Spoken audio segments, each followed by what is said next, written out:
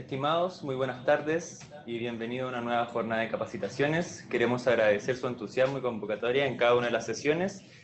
Invitamos a seguir participando activamente. El día de hoy contamos con la presencia de la enfermera Oscar Navarro, jefe de capacitación y desarrollo profesional, dirección corporativa, Red Salud Secristus, vicepresidente de la división de enfermería de la Xochimilco, con el tema Cuidados y manejo de droga pasoactiva.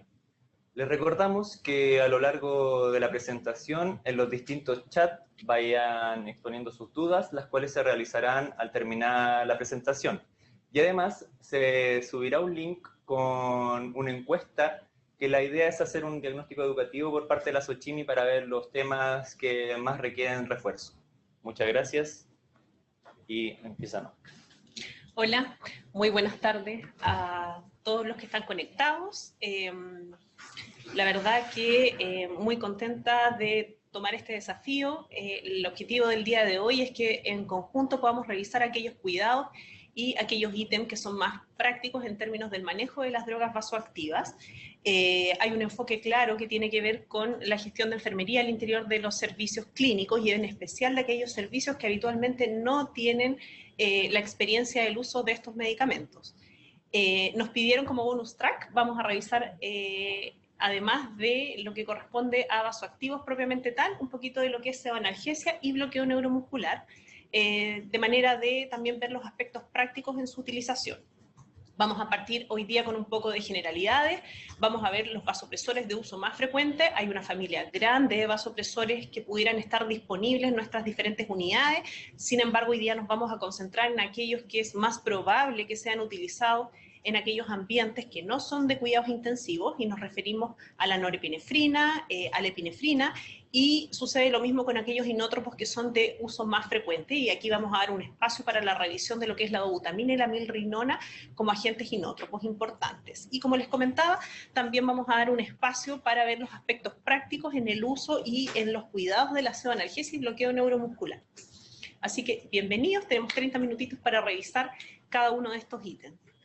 En términos generales, si yo pudiera comentarle algunas cosas, les comentaría que la inestabilidad hemodinámica es una causa común de morbilidad y mortalidad en los pacientes críticos y más allá suele ser una puerta de entrada importante, es decir, una indicación de ingreso a las unidades de cuidados intensivos suele ser la inestabilidad hemodinámica per se. Las unidades de cuidados intensivos se caracterizan por uso que es tienen un uso extensivo de estos elementos y la verdad es que pueden hacer la diferencia entre lo que es la vida y la muerte de muchos de nuestros pacientes. De ahí a la importancia de su utilización racional con criterios clínicos claros y también un adecuado uso de cada uno de estos agentes. En términos generales, nosotros podemos dar cuenta de los vasoactivos como una gran familia y si pudiéramos clasificarlo de alguna manera, vamos a hacer una clasificación que es más bien en términos didácticos y así vamos a hablar de los vasopresores, donde los principales representantes suelen ser la adrenalina, la noradrenalina, la dopamina, que vamos a ver que efectivamente ya está en desuso y por eso vamos a focalizar nuestros esfuerzos en el uso de adrenalina y noradrenalina. Vasopresina también y la fenilefrina que en algunas oportunidades o casos muy puntuales podría haber espacio para usarlo. Una segunda subfamilia dentro de las drogas vasoactivas van a ser los vasodilatadores y acá están elementos como la nitroglicerina, nitroprusiato, labetalol, urapidil y nimodipino. Sin embargo, en el día de hoy no vamos a dar un uso extensivo a ellos, sí podríamos dejar material disponible, pero nos vamos a centrar en los vasopresores y en los inótropos, donde las estrellas, por supuesto, son la dobutamina y la milrinona, que son aquellos de uso más frecuente. Ahora, en términos generales, nosotros tenemos que tener claridad sobre la racionalidad en el uso de los vasopresores o de los inótropos en general. Existe una escuela, yo cada vez que me toca dar una presentación al respecto hablo de la escuela más clásica en torno al uso de vasopresores y tiene que ver con la mantención de una estabilidad hemodinámica. Y nosotros los enfermeros no es infrecuente, siempre digo esto, que en nuestras entregas de turno o en el momento que hablamos sobre un paciente, hablamos de la estabilidad hemodinámica como si eso fuera una garantía del buen estado de los pacientes. Y aquí les traigo una mala noticia, probablemente muchos saben que no necesariamente es así, que efectivamente el tener un paciente con estabilidad hemodinámica no significa que el paciente esté bien perfundido, y en esa perspectiva hay que tener la claridad de que la racionalidad en el uso de los vasopresores y los inótropos siempre tiene que ver con la prevención de la disoxia que ocurra a nivel celular. Nosotros lo que queremos hacer a través del uso de estos agentes es considerar una buena presión de perfusión que está dado por el DO2. Nosotros podemos hablar claramente de la importancia del delivery de oxígeno a través de mecanismos propios de distribución que impactan en la microcirculación y que por supuesto queremos generar una buena oxigenación a nivel celular. No tiene sentido bajo ninguna perspectiva el uso de vasopresores o inótropos si yo no tengo como meta final, como outcome final, el considerar una buena presión de perfusión para asegurar la oxigenación celular. En el fondo, mi gran objetivo es la optimización de la perfusión celular. Cuando yo hablo de inestabilidad hemodinámica, sin duda, bajo el alero de lo que es la perfusión de órganos, tengo varios elementos para poder evaluarlos. Uno, por supuesto, podría ser el estado mental, es una visión probablemente más clásica. Sin embargo, hay que tener en consideración que el estado mental no puede necesariamente ser un testigo de la perfusión de los órganos, menos en pacientes que están en unidades de cuidados intensivos. Hay una serie de elementos que también pueden entorpecer su evaluación. Tenemos el efecto de sedantes, tenemos pacientes que pueden tener algún componente neurológico, entonces bajo esa perspectiva, si bien en un paciente normal o en un individuo como ustedes o como yo, el estado mental puede tener alguna relación con la perfusión de los órganos, en los pacientes que están en unidades de cuidados intensivos, esta relación no necesariamente es tan directa. Pasa lo mismo con la diuresis. Ustedes saben que en las unidades de cuidados intensivos hay una serie de factores que alteran las diuresis y por lo tanto no necesariamente nos da todos los elementos que nosotros quisiéramos valorar en ella para poder decir sí, está bien perfundido el paciente. La última década sin duda hubo un impulso importante en el uso de los lactatos séricos, sin embargo sabemos que tiene algunas limitaciones, sobre todo de acceso en algunas unidades, y probablemente las investigaciones de los últimos 2-3 años nos han demostrado que el higiene capilar o la medición subjetiva de la temperatura de las extremidades de los pacientes tiene mucho más que ver en términos sincrónicos de cómo está funcionando la perfusión de los órganos. Ahora, otro elemento importante cuando nosotros hablamos de inestabilidad hemodinámica, tenemos que recordar que la presión arterial, que en el fondo es lo que nosotros tenemos y podemos visualizar en el paciente a través de un monitor, está determinado por dos elementos que son sumamente importantes. Una es la resistencia vascular sistémica que yo tengo y por supuesto el gasto cardíaco. Y es ahí donde yo aplico estos agentes que son los vasopresores, de manera de poder optimizar cada uno de estos elementos. Cuando hablamos de inestabilidad hemodinámica también es importante considerar el rol de la volemización inicial. El inicio de vasopresores sin una optimización de la volemización, la verdad es que puede ser sumamente riesgoso y solo puede llevar a estados de isquemia mucho más agudos que pueden empeorar aún más el estado de los pacientes. Por ahí yo tenía un profesor que en alguna oportunidad nos decía no tiene sentido apretar, digamos, el sistema hidráulico de los pacientes si yo no aseguro a lo menos tener algún flujo a través de una volemia adecuada. Entonces, por favor, en términos de enfermería, cuestionémonos si es que tenemos una indicación de iniciar vasopresores y tengo alguna sospecha de que la volemización no ha sido optimizada. ¿Ya? Siempre el inicio de vasopresores y de inótropos son considerados más bien una etapa secundaria en una reanimación activa de los pacientes. La elección del vasopresor que yo tengo va a depender mucho del tipo de shock con el que yo estoy y su etiología. No existen vasopresores ideales probablemente, no existen vasopresores que no tenga ningún efecto adverso. Sin embargo, hay que considerar, cuando yo entiendo la racionalidad del shock, por ejemplo, cuando hablo de un shock séptico que debuta, digamos, con un patrón que es de tipo distributivo, voy a tener falencias a nivel de las resistencias vasculares sistémicas, lo cual hace que yo pueda visualizar una presión arterial que es más baja y ahí tiene algún sentido si, insisto, hemos optimizado la volemización inicial, la utilización de vasopresores como línea de tratamiento. La titulación es un desafío importante al interior de las unidades de cuidados intensivos. Si bien nosotros contamos con algunas metas que son tradicionales, por ejemplo, en general se dice que un paciente está hipotenso cuando contamos con una sistólica menor a 90 milímetros de mercurio. La verdad es que siempre es bueno cuestionarse cuándo es adecuada o cuándo es inadecuada una presión para un determinado paciente. En general, las recomendaciones para pacientes que están en fases iniciales de reanimación es considerada una presión arterial en torno a los 65 a 70 milímetros de mercurio. También otra de las metas de reanimación que se suelen estipular en algunos tratados de intensivos son con algunos débitos urinarios o con ciertos índices cardíacos. La verdad que nuestro enfoque en general tiene que ver más con evaluar directamente la perfusión de los pacientes, pero siempre y cuando manteniendo presiones arteriales medias que sean a lo menos consistentes y la verdad es que sean compatibles con la vida.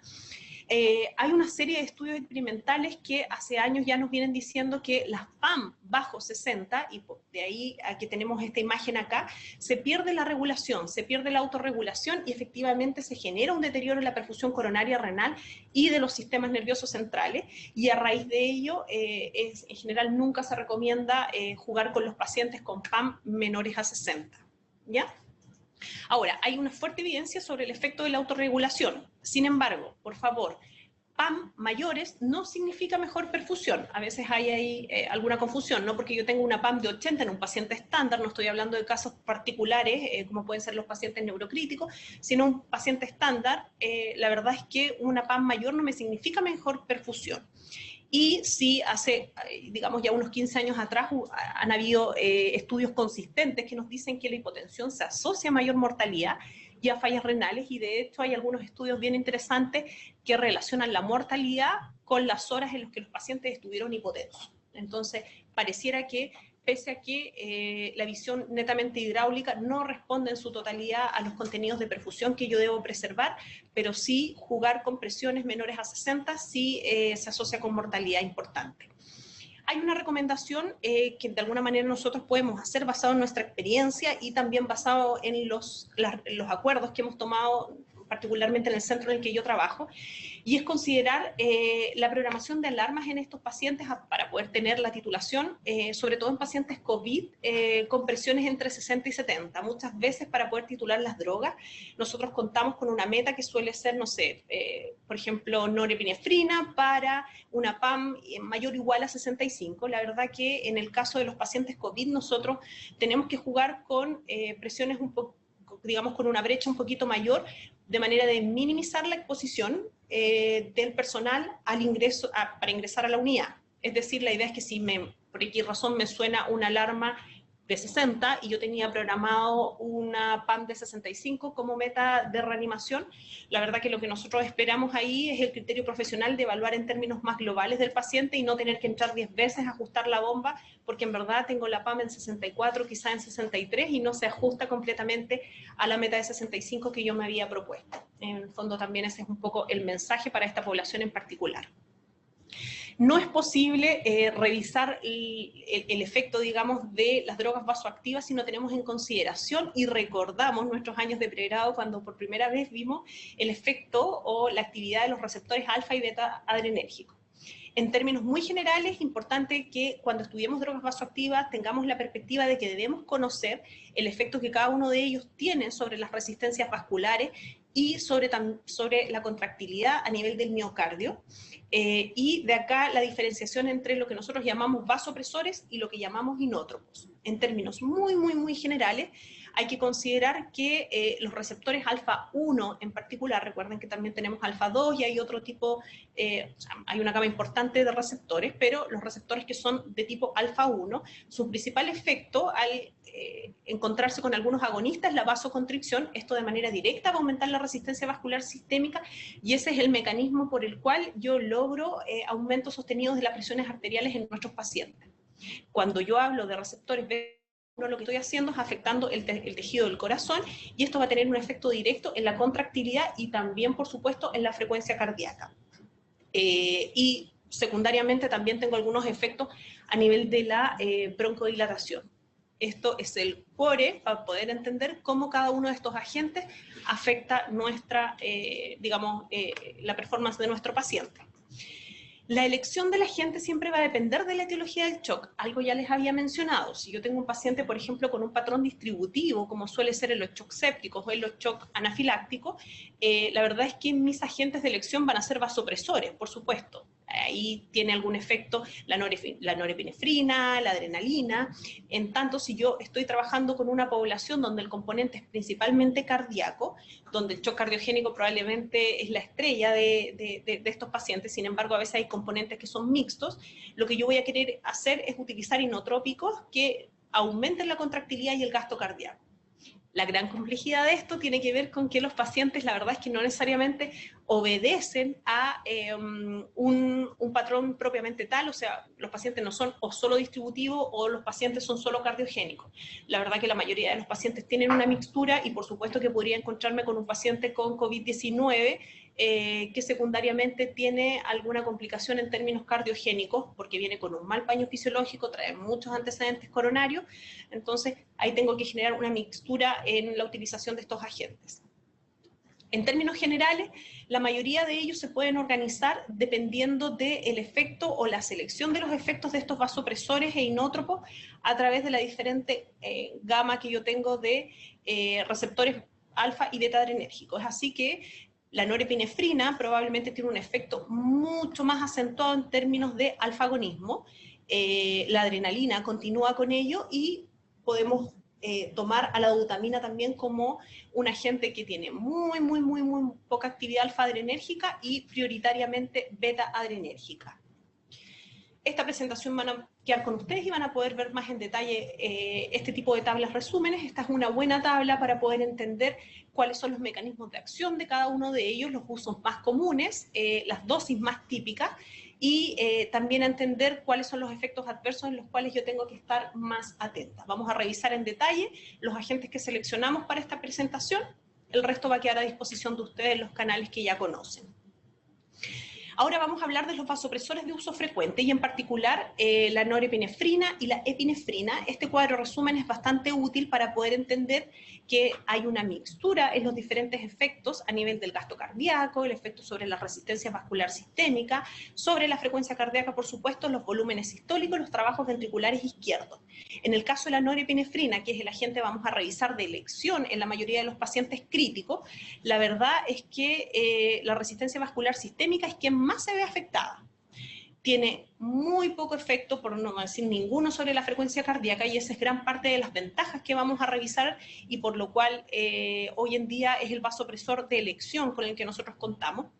La adrenalina, la epinefrina, en tanto, tiene un marcado efecto en el gasto cardíaco. Los pacientes suelen ponerse muy taquicárdicos, pero secundariamente también tenemos un modelamiento a nivel de la resistencia vascular sistémica, por supuesto la frecuencia cardíaca y el volumen sistólico.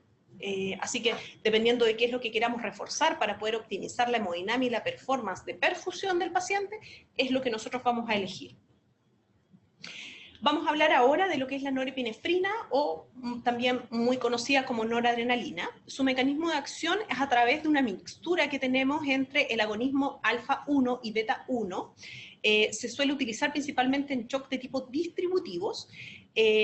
Los efectos adversos, si bien no es que sean inexistentes, pero la verdad es que son bastante acotados y tienen una poca prevalencia, pero también se describen arritmia que puede ocurrir en algunos pacientes y vasoconstricción periférica. De hecho, a dosis muy elevadas nosotros tenemos isquemias lamentablemente bien potentes a nivel de las extremidades, llegando en algunos casos incluso, en casos bien dramáticos, hasta requerir amputación, si no cautelamos, digamos, por ello. Hoy en día es la opción más atractiva para aumentar la resistencia vascular sistémica y secundariamente la presión arterial de los pacientes. Es el vasopresor lejos de elección en la mayoría de los pacientes, incluyendo los de shock séptico, y ha mostrado ventajas, pero comparativas desde hace muchos años, probablemente ya hace una década. Es más, esta publicación que yo les muestro acá es del New England, y en el año 2010 lo que hizo de alguna manera fue probablemente acentuar el uso extendido de norepinefrina. Era un fármaco que probablemente hace 15 años atrás se le miraba con bastante, no sé si distancia, pero no era de uso extendido. Probablemente quienes tienen más de 15 años de experiencia y que están por acá escuchando, la verdad es que usábamos mucho más dopamina. La norepinefrina hoy día en términos de vasopresor sustituyó completamente a la dopamina. La dopamina está no en desuso, sino prácticamente ya fuera de las arcas de la mayoría de los centros. Cuando se compararon ambas, la verdad es que no existieron, acá podemos ver esta curva de Kaplan, no existieron diferencias en la mortalidad a los 28 días entre ambos agentes, pero sin embargo la dopamina se asoció con una tasa significativamente mayor de arritmias cardíacas.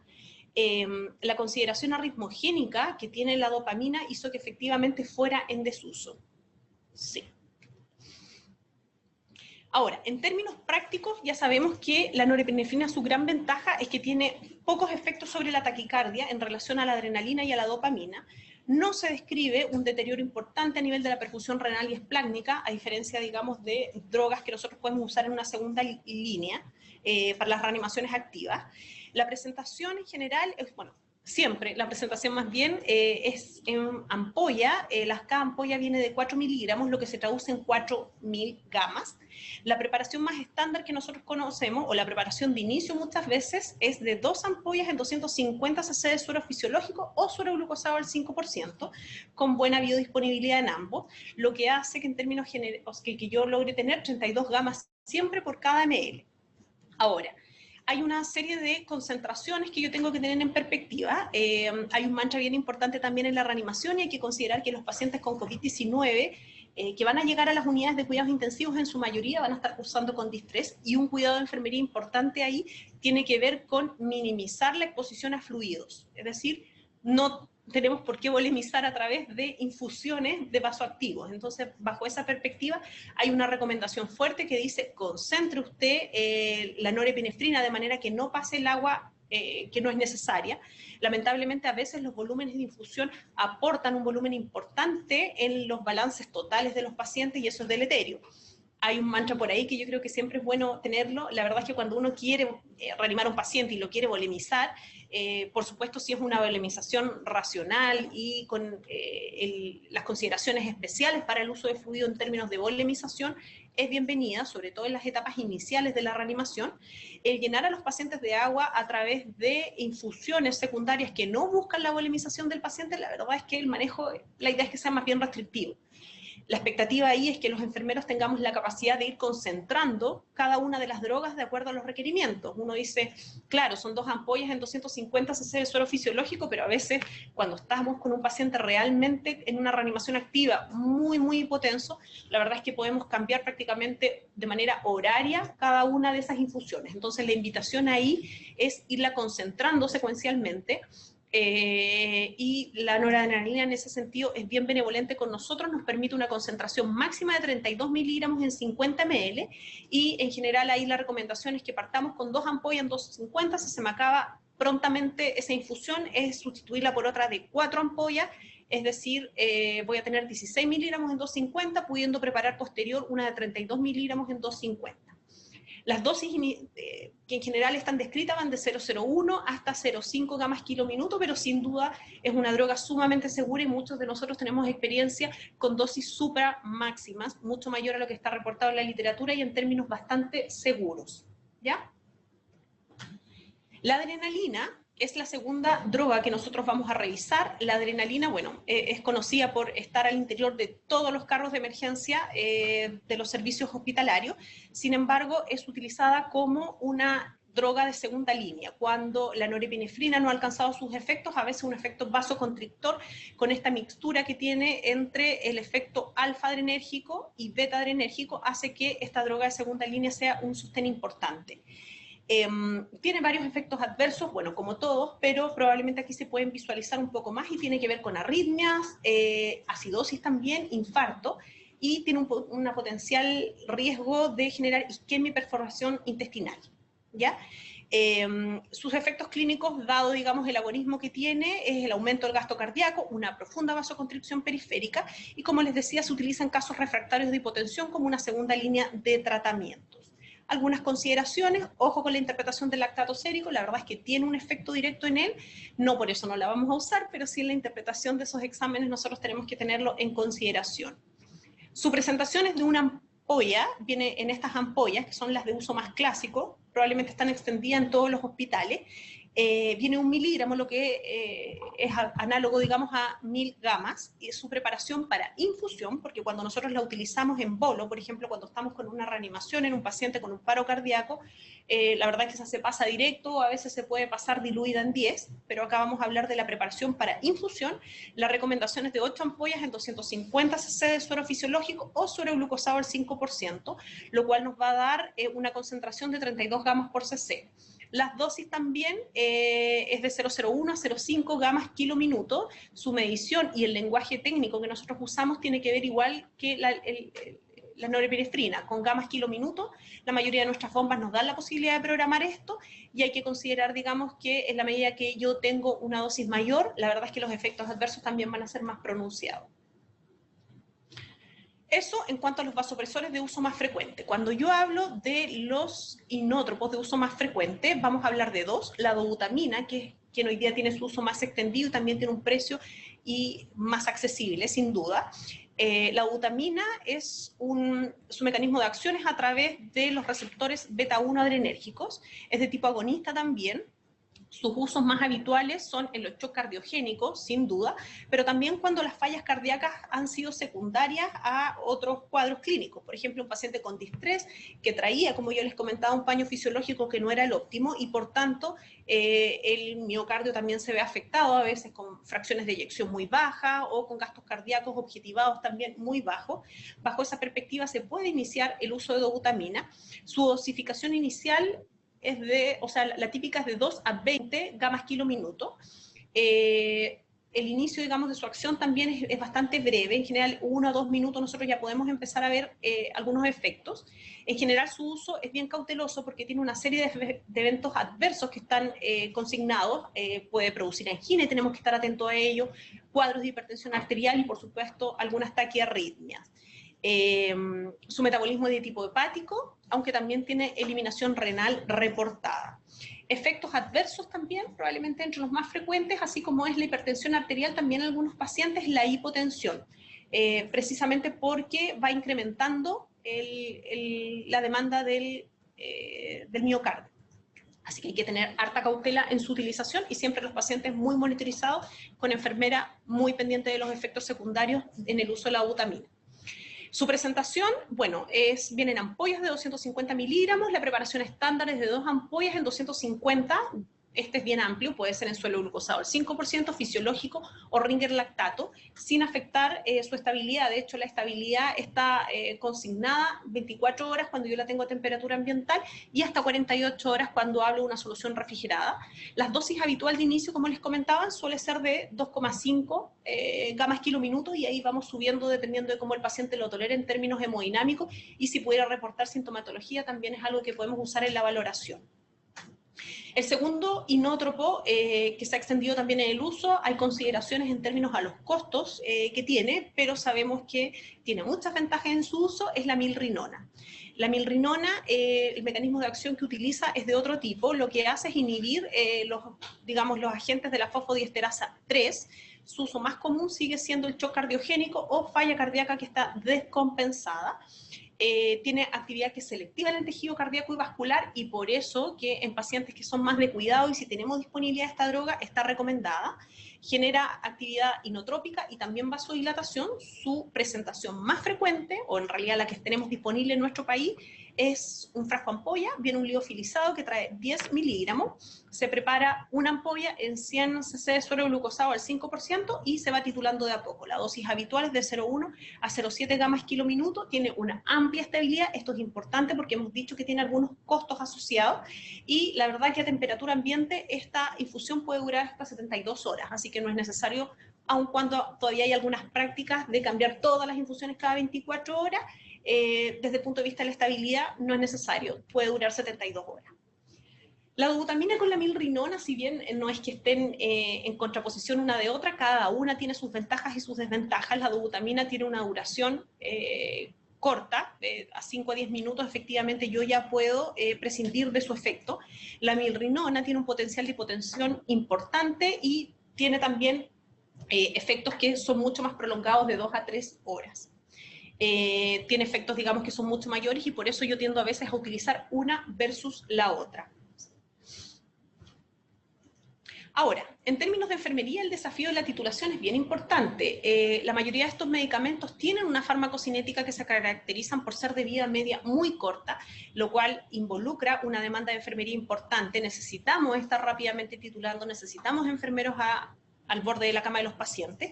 Y aquí el principal rol de las enfermeras tratantes es tener un equilibrio, ir jugando, probablemente la práctica clínica ayuda bastante en ello, pero entre asegurar una estabilidad hemodinámica, asegurar la perfusión, y vamos a ir valorándola de manera permanente, y también utilizar la menor cantidad posible de la dosis. Todo un desafío si ustedes lo ven, son varias cosas a la vez.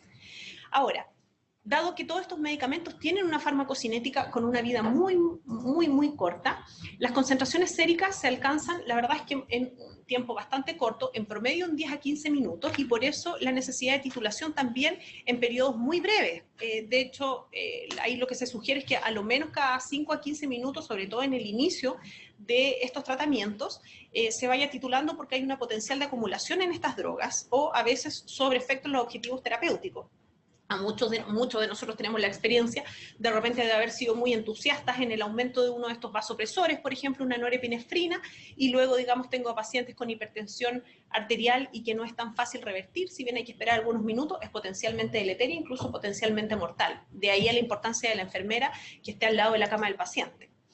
Es difícil priorizar, sobre todo cuando yo estoy jugando con varios de ellos, cuando tengo una dobutamina andando en conjunto con una norepinefrina, hay una necesidad de equilibrar varios de estos vasoactivos de manera simultánea. Otro de los desafíos importantes en términos de enfermería tiene que ver con la gestión de los accesos vasculares. Yo tengo una colega muy querida, que de hecho hace algunos días pudimos revisar con ella lo que era la gestión del capital venoso. La mayoría de los pacientes que están en las unidades de cuidados intensivos van a contar con accesos centrales, sin embargo la disponibilidad de esto es más limitada de lo que uno quisiera. Acá solo por mostrarles, yo sé que varios centros ya han ido trabajando con ello, este es el desarrollo de una tabla de compatibilidades de manera de que no necesariamente necesitemos muchos lúmenes, no necesariamente para tener varios vasoactivos andando necesitamos tener un pentalumen, sino que lo que nosotros tenemos que hacer es revisar las compatibilidades de unos con otros y ver la posibilidad de minimizar la utilización de esto. Ahora, ¿qué sucede con las extravasaciones? Conocemos que este es un fantasma importante en el uso de los vasoactivos. Sin duda es uno de los efectos adversos más indeseados que tenemos. Todos estos medicamentos son clasificados como medicamentos de tipo vesicantes, tienen un potencial necrótico enorme. Hay algunos factores de riesgo que ya son conocidos para ellos, por ejemplo el uso de catéteres periféricos, y de ahí que uno de los principales cuidados es poner un acceso central lo más pronto posible cuando nosotros partimos con uno de estos agentes.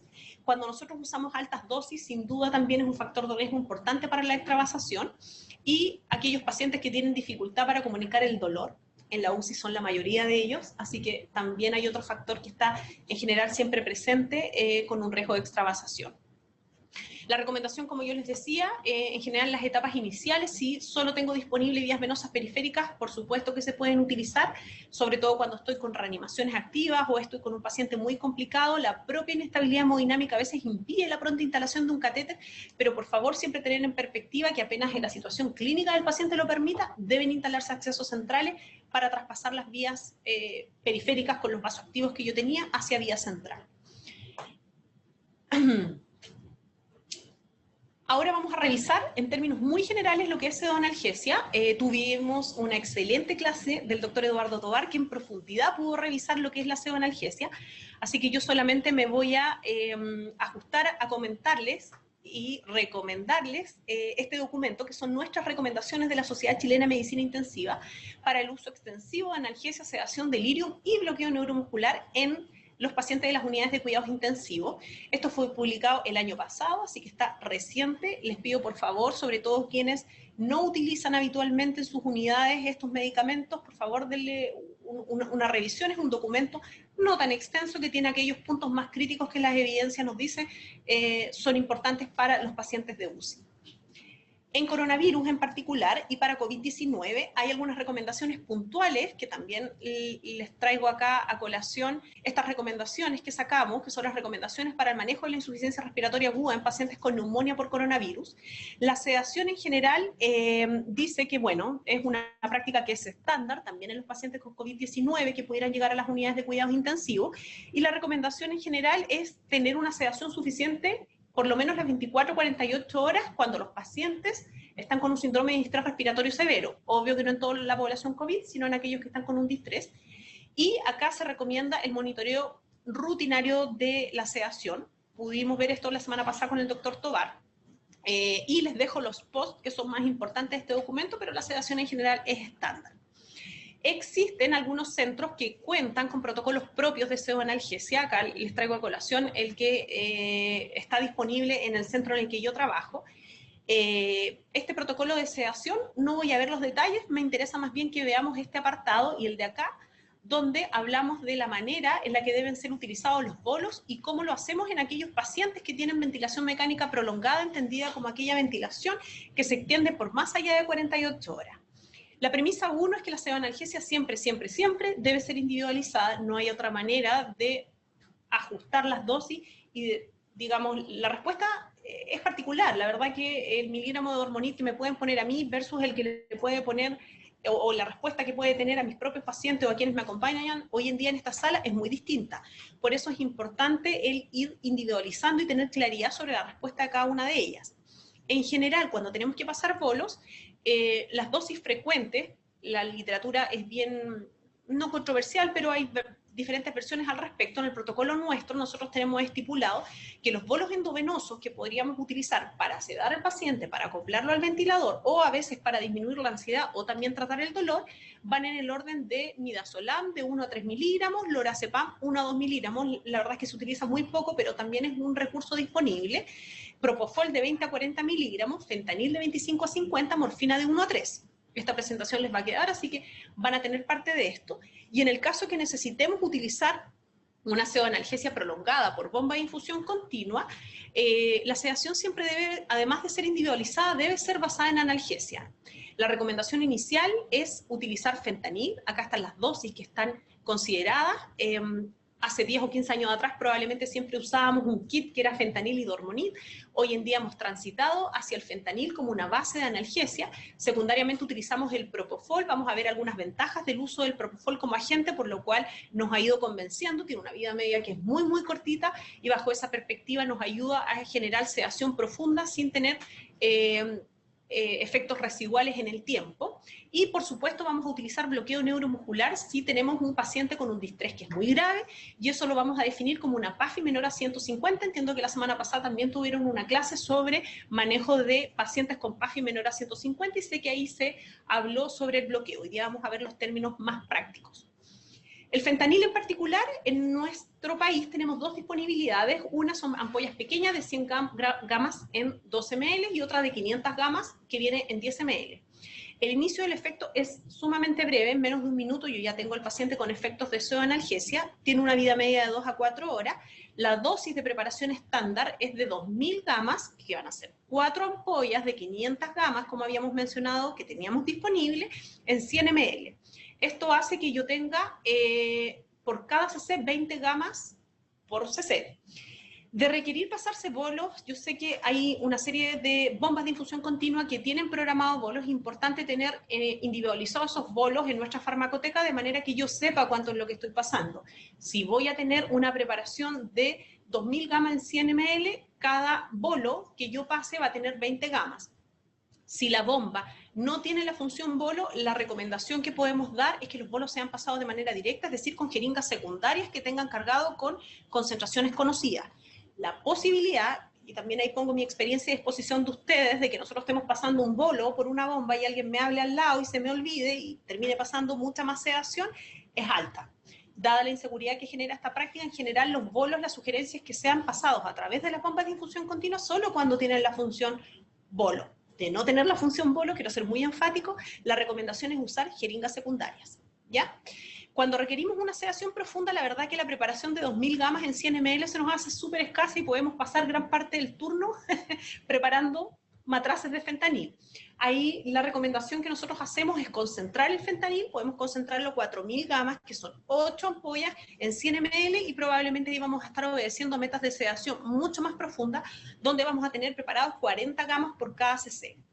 Hay que considerar que el fentanil tiene una acumulación que es conocida en aquellos pacientes con falla hepática, así que no es que por eso no lo vayamos a usar, pero tenemos que tener más cautela en las dosis y también entender que los tiempos de despertar de los pacientes van a ser mucho más prolongados. Lo mismo en pacientes obesos. Como toda la pseudoanalgesia, tenemos que cautelar por tener los soportes ventilatorios adecuados, es decir, hay un riesgo de depresión respiratoria, de hecho a veces es un efecto terapéutico que yo estoy buscando y por eso es súper importante que yo esté muy al tanto de cómo tengo programado mi ventilador y si tiene el soporte ventilatorio suficiente para la depresión respiratoria que yo voy a generar. Un segundo agente que vamos a mencionar es el midazolam. Si bien está en desuso como sedación estándar, sí se suele utilizar cuando quiero niveles de sedación más profunda y el propofol no me ayuda a profundizar todo lo que yo quiero. En nuestro país hay 3 presentaciones, tenemos una presentación de 5 miligramos en 2 ml, que en general se utiliza muy poquito en unidades de cuidados intensivos, más bien está acotado a algunos procedimientos como endoscopía o algunas cosas que requieren alguna sedación o amnesia muy puntual. Tengo también una segunda presentación de 15 miligramos en 3 ml, que también probablemente es cuando yo quiero bolear al paciente, pero la presentación que yo voy a utilizar para la preparación de infusiones es de 50 miligramos en 10 ml. Esta es una benzodiazepina con todas las ventajas y desventajas que eso involucra. Tiene una serie de efectos adversos, donde por supuesto la depresión respiratoria y la bradicardia es importante. Hay un efecto hemodinámico también. Los pacientes suelen tener una hipotensión, pero que rápidamente se resuelve, pasado algunos minutos. El inicio del efecto es de 30 a 60 segundos, tiene un efecto máximo a los 5 minutos, una vida media que en principio es más larga que las otras, puede ser hasta de 30 minutos en pacientes sin otras patologías, y la preparación se realiza para infusión a través de 100 miligramos, es decir, voy a ocupar 2 ampollas en 100 ml, que puede ser de fisiológico o de glucosado, lo que me va a dar una concentración de 1 miligramo por cada ml. Como siempre, cuidado estándar, cautelar que el soporte ventilatorio que yo tenga sea el suficiente.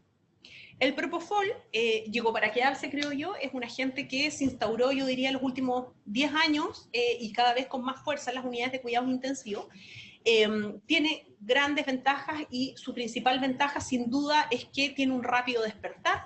Tiene, de hecho, la duración de la hipnosis asociada al uso de estos agentes se clasifica, o sea, se reporta que está entre 3 a 8 minutos y también con un efecto muy rápido, su efecto máximo ya está a los 3 minutos andando, ¿ya? Hay 3 presentaciones que nosotros tenemos disponibles en nuestro mercado nacional. Uno es el frasco ampolla, la ampolla, perdón, que me sirve para pasar algunos bolos, es de 20 ml, esa está preparada al 10%. Tenemos una segunda presentación que ya es en frasco ampolla. Esta presentación es al 1%, lo que significa que yo en cada ml voy a tener 10 miligramos. Y tengo una tercera preparación que es más concentrada, que está al 20%, lo que significa que yo voy a tener 20 miligramos disponible por cada ml. Con esta, es decir, la ampolla de 20 ml y el frasco ampolla al 1% que yo tengo, la verdad es que tengo la misma concentración, solo que en mayores volúmenes, ¿ya? Hay que considerar, por tanto, que si yo paso a esta presentación, que afortunadamente tiene un color distinto, estas dos son azules porque son al 1%, esta es roja porque la tengo al 2%, lo que tengo que hacer es llevar a la mitad la dosis porque está doblemente concentrada.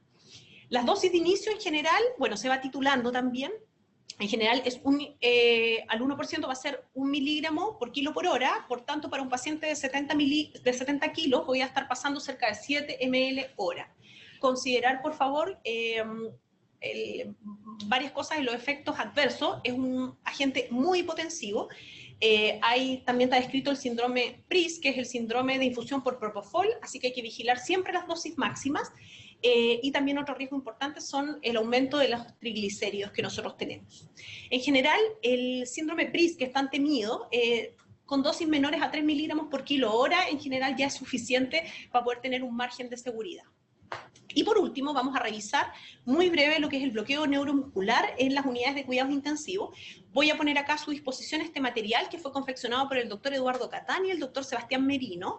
Ellos, bueno, pertenecen a la rama de medicina intensiva de la Universidad Católica y a propósito del COVID hicieron esta infografía que está muy buena. Acá está el código QR por si le pueden echar un pantallazo, donde está disponible en su totalidad. También está en la página de la SOCHIMI. Y en términos generales vamos a decir que el bloqueo neuromuscular en la UCI va a tener 4 indicaciones en particular. La intubación orotraqueal, por supuesto, y también hemos tenido algún material al respecto, ya sea en las clases o disponible en la página, sobre cómo intubar a los pacientes con COVID-19, el distrés respiratorio, que probablemente va a ser nuestros mayores dolores de cabeza para la preparación de las infusiones, también hipertensión abdominal y en pacientes con hipotermia.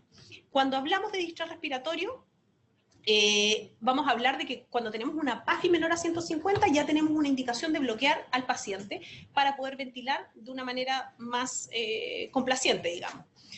Hay una serie de mecanismos de acción que están reportados, no vamos a profundizar en ellos, pero que sepan que existen. Los grandes efectos adversos y que nosotros debemos considerar, la verdad es que el despertar de los pacientes, por favor, yo creo que una de las primeras cosas que me dijeron cuando yo pisé la UCI, tenía que ver con que los pacientes bloqueados pueden despertar.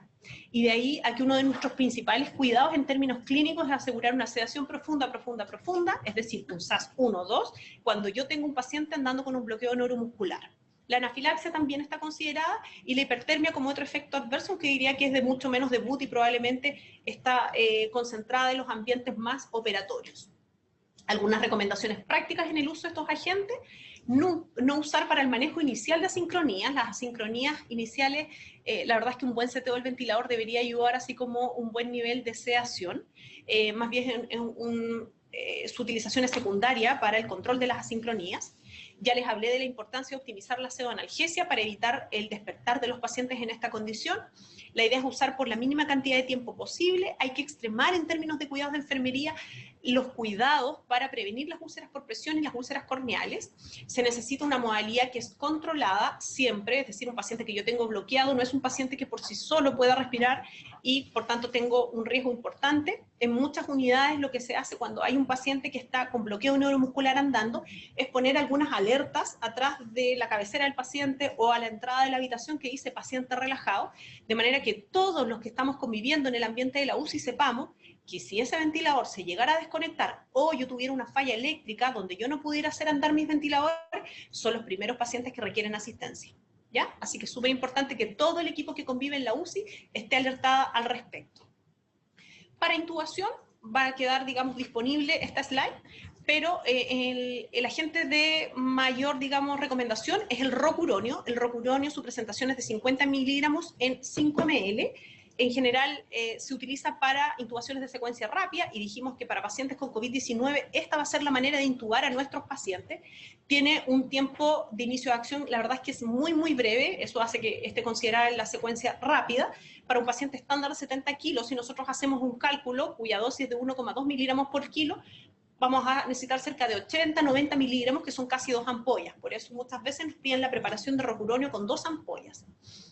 Cuando nosotros hablamos de bloqueo neuromuscular que va a ser a infusión, es decir, que va a ser permanente en el tiempo, probablemente la gente de mayor elección va a ser el atracurio.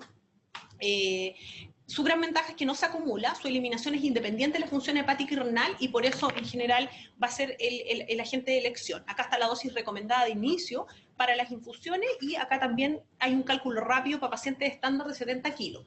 Todo esto está disponible en la infografía que ustedes van a poder acceder por ese código QR.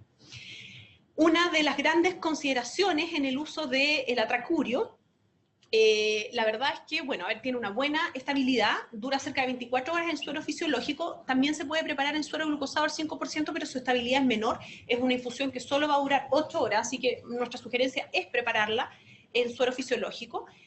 Las ampollas, lamentablemente, la presentación farmacéutica que tienen es bien acotada, es de 25 miligramos, y la infusión tenemos que llegar a 1 gramo en 250 ml. Así que probablemente vamos a requerir cerca de 40 ampollas para poder lograr lo que nosotros necesitamos, ¿ya? Acá están las dosis de inicio, y dijimos que para 70 kilos vamos a calcular 21 miligramos por hora.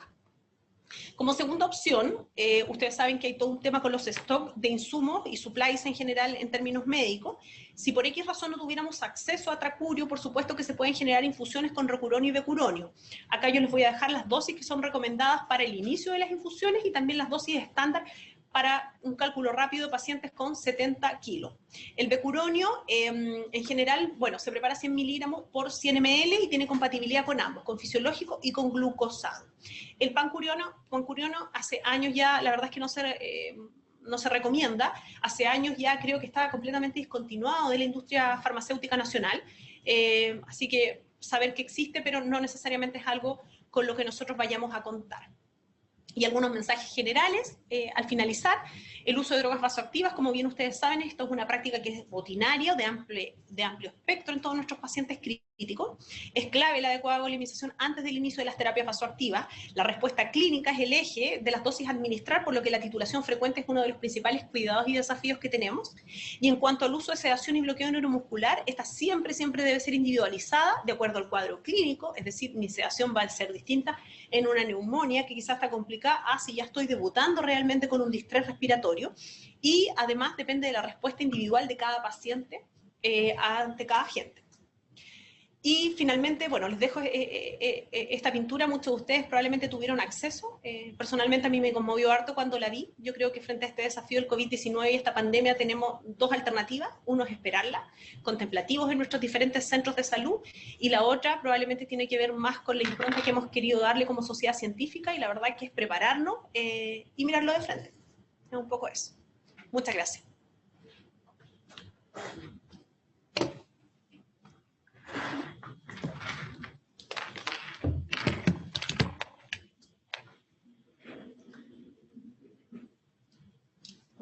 Recolectamos bastantes preguntas en los distintos chats, pero nos vamos a abocar más a las preguntas netamente de las drogas vasoactivas que nos mencionaste.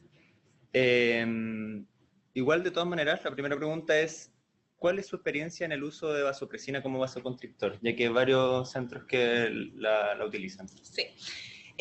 A ver, en términos de lo que reporta la literatura y también mi experiencia, la vasopresina la verdad es que está más bien en desuso. Efectivamente hay alguna actividad que es un vasoactivo que está considerado. De hecho, algunas campañas, las primeras campañas sobreviviendo a la sepsis la consideraban como una terapia de rescate en términos de vasopresores. Sin embargo, su utilidad clínica real, cuando se ha querido, digamos, llevarlo a nivel de la evidencia, no ha sido del todo clara. Así que hoy en día los protocolos de manejo de sepsis no lo consideran, los protocolos en manejo de rescate para hipotensiones refractarias no lo consideran bajo ninguna perspectiva, y yo diría que si hoy en día nosotros lo vemos al interior, digamos, de la red de salud donde yo trabajo y de la universidad, tiene que ver en términos más experimentales. Sí. Preguntan, dicen que en cuanto a las diluciones que mencionaste bastante, ¿cuánto se podían preparar las drogas vasoactivas? Por ejemplo, en pediatría dicen que algunas de estas diluciones se preparan en 50 cc. Acá podría ser hasta 100 cc o se pueden preparar aún más diluidas. Sí, no, absolutamente todo se puede preparar más diluido o más concentrado. Siempre hay que tener en consideración, yo ahí les voy a dejar la presentación, cuál es la concentración máxima, cuál es la concentración mínima, la verdad que no. O sea, yo puedo prepararlo en un gran volumen, por supuesto. Considerar que en la medida que yo lo pongo en un volumen mucho mayor, lo que estoy generando es una volemización que no es intencionada en los pacientes. Insisto con el mantra del agua mata, el agua innecesaria mata a los pacientes, y más en los pacientes que están cursando con algún distrés.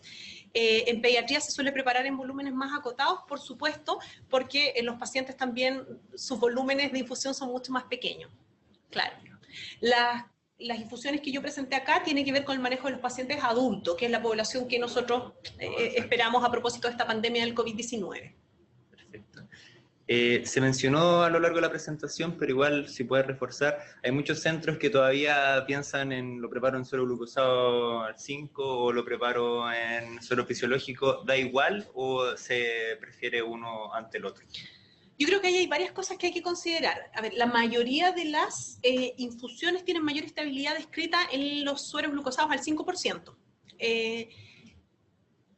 ¿Qué sucede con el suero glucosado al 5%? Que, por ejemplo, si tenemos un paciente con una patología neurocrítica, que no es el caso probablemente de la avalancha de pacientes que nosotros vamos a recibir, la infusión también no intencionada de glucosa es considerada como deleteria para estos pacientes. Bajo esta perspectiva, en esta población en particular en la que nosotros estamos tratando, la verdad es que la recomendación es hacerlo la mayoría en suero glucosado al 5%. La mayoría son compatibles en ambos, hay algunos que son compatibles incluso en suero rinc-lactato, en el caso que se nos acabe, y bajo esa perspectiva tener la flexibilidad de prepararlo una o en otra. Si podemos generar como una regla bien general, valga la redundancia, la mayoría de las infusiones son más estables en suero glucosado al 5% cuando están a temperatura ambiente. Cuando estas están refrigeradas, la verdad es que la estabilidad es mucho mayor. Perfecto. Entonces, enlazo a esta pregunta. Muchos centros nos están diciendo que están adaptando sus unidades porque probablemente en unidades médico-quirúrgicas van a tener que atender a lo mejor pacientes de intermedio y así, y no se habían visto enfrentados a la droga vasoactiva. Entonces nos decían cómo mantienen, cómo conservan esta droga, si es necesario refrigerarla, no es necesario refrigerarla, cuál es la estabilidad para esta. Yo hoy los invito a ver cada una, digamos, de las diapositivas, porque salía la estabilidad que cada una de ellas tenía. Entendemos que las áreas MQ habitualmente no se utilizan estos medicamentos y en el fondo eso es correcto. La dificultad que tenemos ahora, por supuesto, a nivel país, es que unidades de menor complejidad van a tener que atender pacientes de la complejidad siguiente. Estamos todos preparándonos para eso. Sin embargo, importante que los vasoactivos no se pueden administrar sin un monitor de respaldo, porque yo necesito titular, si no, no tengo claridad qué es lo que estoy pasando para los pacientes.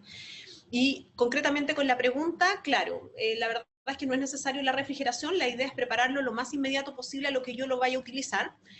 Casi todas de alguna manera me dan el tiempo, en la medida que uno también va ganando experiencia en unidades de cuidados intensivos, también uno puede programar y saber, mira, este fentanil se me va a acabar en 1 hora más, entonces yo voy a tener preparado algo al respecto, voy a tener un matraz de respaldo.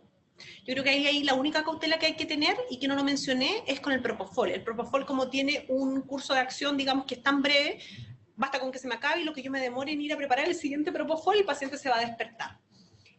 Los vasoactivos también es súper importante tener dosis de respaldo. En la medida que vayamos teniendo más carga laboral o que de repente nos toque cuidar a estos pacientes y nosotros no sea nuestra experiencia más habitual, yo también les recomiendo siempre tener matraces de respaldo. Lo mismo las entregas de turno, digamos, son cuidados importantes. No es necesario, sí, digamos, tener todo preparado para lo siguiente. La idea es que sea lo más inmediato posible. ¿Se pueden refrigerar? Todas se pueden refrigerar y así aseguran mayor estabilidad. En cuanto a la milrinona, también no lo utilizan en muchos centros. Preguntan si es necesaria una dosis de carga en cuanto a la milrinona. Sí, a veces se pueden hacer algunas dosis de carga y luego se continúa con la infusión, efectivamente, y ahí hay que ir ajustando según el peso del paciente y la respuesta. Sí, efectivamente se hacen dosis de carga. No en todos los pacientes, a veces se parte solo también. Y con respecto a lo mismo, estas dosis, ya sea de mantención, dosis de carga, ¿se ajustan en cuanto a peso real o peso ideal? Esas se ajustan de acuerdo a peso real.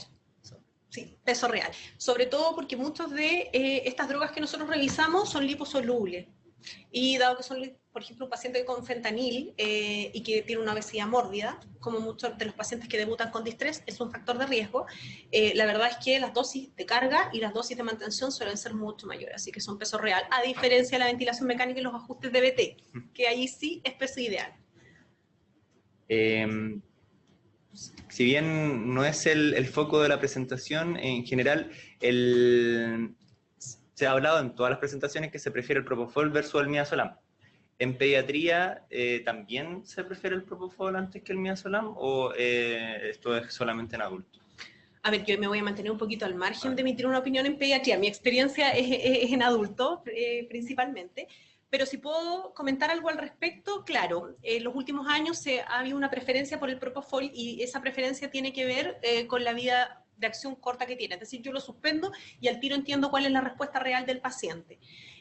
Pero ojo, sin embargo, acá yo consideré el uso del midazolam porque cuando hablo de sedación profunda como yo debería requerir para un síndrome del distrés respiratorio, donde además voy a necesitar bloqueo neuromuscular, la verdad es que los niveles para lograr los niveles de sedación que yo requiero, que es SAS1 o 2, los niveles de propofol, la infusión es enorme. Entonces tengo un riesgo importante o de no alcanzar la meta o tener que pasar unas dosis enormes, acercándome a los riesgos de tener un síndrome PRIS. Entonces, por eso a veces se suele conjugar y el midazolam vuelve, pese a que no es que haya estado discontinuado ni desaconsejado, pero sí sabemos que tiene repercusiones importantes en términos de delirio, de despertar de los pacientes y de la salida de la UCI, por supuesto, que es mucho más tórpida cuando se usó midazolam. ¿Existen dosis máximas de Fentadormo? ¿O en realidad uno puede ajustarlo? No están descritas. Probablemente las dosis máximas tienen que ver con la tolerancia de los pacientes. Por supuesto que hay una dosis máxima dependiendo del cuadro clínico, si tengo un paciente sin ventilación, por ejemplo. Por supuesto, y ahí lo que uno hace es ir titulando, más que dosis máximas, lo que uno juega, porque son drogas bastante seguras dentro de... lo que me va a ir dando, como la respuesta es tan individualizada, es la hemodinamia del paciente, cuánto tolera la hemodinamia. Si yo voy a exagerar, paso 500 gamas de fentanil de una, por supuesto que voy a tener una depresión hemodinámica que va a ser difícil de solventar. De ahí a la importancia de ir titulando, y por eso yo tenía estipulado ahí algunas dosis estándar de bolos, donde yo de repente voy a pasar 50 de fenta, 50 más, veo cómo funciona el paciente, 50 más, es difícil que yo vaya a pasar una dosis máxima. Oscar, esto se ha preguntado también en todas las presentaciones de analgesia. En cuanto a la preparación de las bombas, por ejemplo, atracurio, la gente no está muy familiarizada con el bloqueo. Si eso lo puedes repetir un poquito, sí, ¿cómo prepararía una bomba, por ejemplo, atracurio? Sí, de hecho, por eso vino un bonus track acá. Sí, que lo agregamos anoche, el atracurio.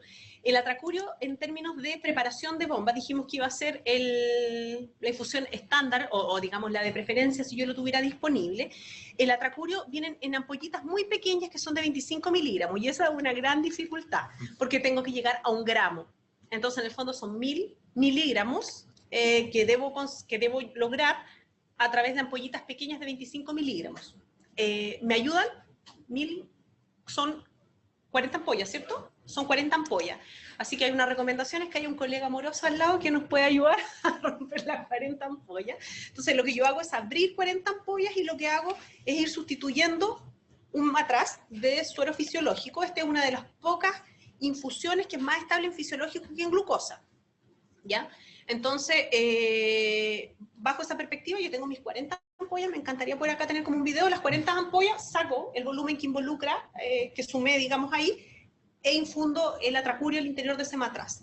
Y partimos con una dosis de inicio que también es en gamma kilómetro. Sí. El gran desafío de ahí es la cantidad de ampollas. Sí.